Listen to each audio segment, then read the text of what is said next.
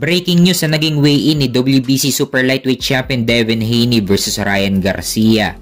So tumimbang si Devin Haney ng saktong 140 pounds samantalang si Ryan Garcia naman ay tumimbang ng 143.2 pounds. So nag-overweight itong si Ryan Garcia kaya naman hindi na nakataya ang WBC Super Lightweight title ni Devin Haney bukas.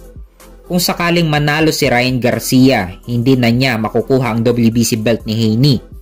Pero mababakante ang WBC Super Lightweight title ni Devin Haney. Pero kung si Devin Haney ang mananalo, mariretain niya ang kanyang WBC Super Lightweight title. Pero sayang lang dahil ito sanang kauna-unahang pagkakataon na mapapalaban si Ryan Garcia sa major belt.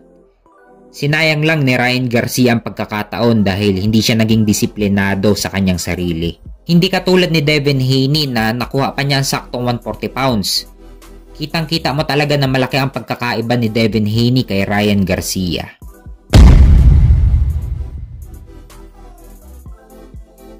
Sa kabilang banda naman, WBC Diamond Belt nakataya sa paglalabanan ni Undisputed Super Bantamweight Champion Naoya Inoue versus Luis Nery sa May 6. Iba pa yung WBC belt na hawak ni Naoya Inoue. Nag-request kasi ang kampo ni Inoue na isama ang WBC Diamond Belt sa paglalabanan.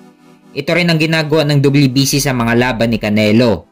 Nireregaluhan kung sino man ang mananalo sa laban. Ganito rin sa magiging laban ni Naoya Inoue, gumawa ang WBC ng Diamond Belt. Kung sino ang mananalo kay Naoya Inoue versus Luis Nery sa May 6. Kaya abangan natin ang laban nila. Nakataya ang Undisputed Super Bantamweight title ni Naoya Inoue.